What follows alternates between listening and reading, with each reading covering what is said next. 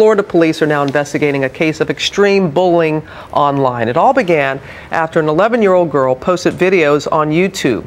Her family says they sparked a nightmare of pranks and death threats. Police are now looking into what they say could amount to a cyber stalking case. Andrea Canning spoke with the family in a GMA exclusive.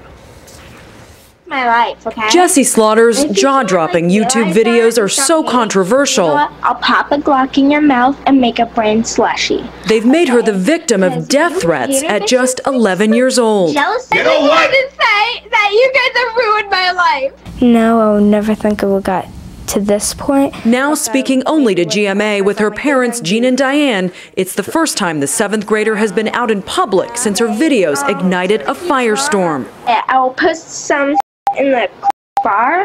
Why so much profanity in the videos? It's just, I had no words running through my mind. It was all done live, and that was just a way to get out my anger. Slaughter says she turned her webcam into a weapon in retaliation over online postings about her alleged sexual history. And if you guys consider and freaking like label me, then you guys are the actual posers, and I'm not a poser. Not helping matters, her father joined in with a tirade of his own.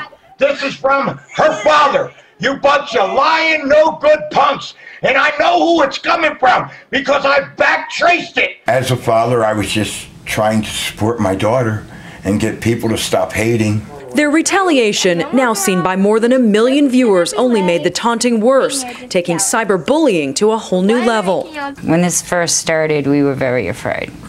I've been getting a lot of death threats. Online people accused me of molesting my daughter. Slaughter says she was sent to a mental health facility after the authorities believed she might be suicidal. She says she isn't, but can see how a tween could be pushed over the edge. I think that it's completely wrong that people would taunt somebody to some degree that they would actually kill themselves over it. And that's actually completely wrong, and whoever is doing it should be locked away for a really long time over it. Now Jessi Slaughter, which is actually her screen name, is about to enter counseling. But these viral videos may just end up haunting her forever.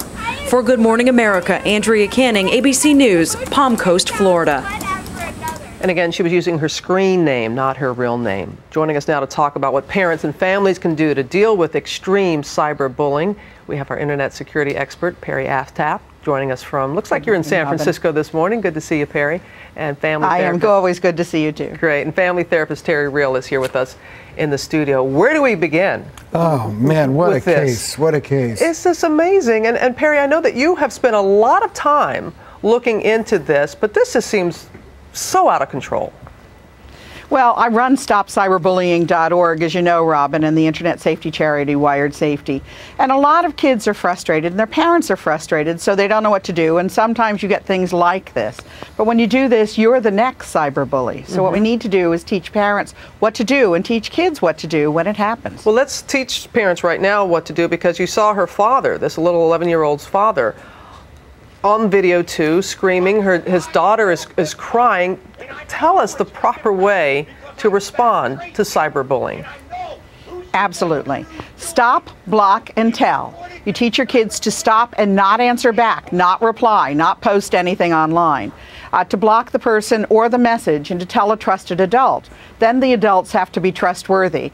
And we teach them both, adults and kids, to take 5. Put down the mouse for 5 minutes and do something that will help you regain balance and perspective.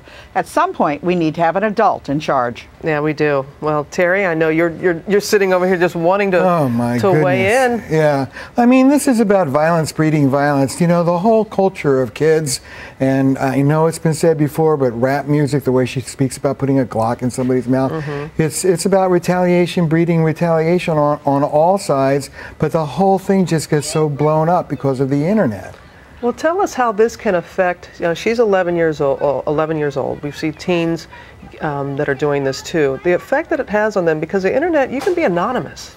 That's the point. Go after people. You know, it's a double-edged sword, because the victim has no privacy and the bully can be anonymous. So it blows up on both sides. You have kids posting things on Facebook that they shouldn't be posting, and then you have thousands of people responding. Just the sheer weight of the number is a trauma to the kid. We heard at the end of Andrea's piece that this young girl is going to get some counseling, which is good to hear. What advice do you have for her and her parents? Well, first of all, prevention is worth a pound of cure. There are programs to mind what your kid is watching. Take a look at the kid's history on the computer. Talk to your child about it. As was said, there's always unplugging the thing and putting it down, but help your kid not get involved with this thing to begin with. Talk to them and supervise. Yeah, as Perry was saying, let's get a responsible adult involved in this. And Perry, this young girl was using a site that I wasn't even familiar with, Stickum or something like that. But you said it's not, it's not so much the site you're saying the parents should be concerned about. It's not. Stickum is not terribly popular. It never gained ground. So it's not the site. It's what the kids are doing on it. Right. And at 11, she's not allowed to use any of those sites if you read the terms of service. This didn't happen on Facebook. And Facebook has a really good watch on these things. What you need to do is when it happens, parents need to report it to law enforcement. If they're threats, they need to report it to the site.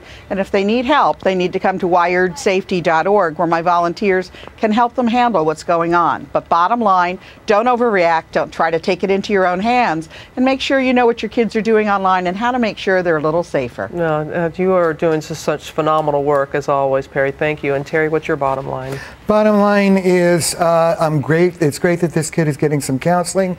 It's great that the parents are supporting her.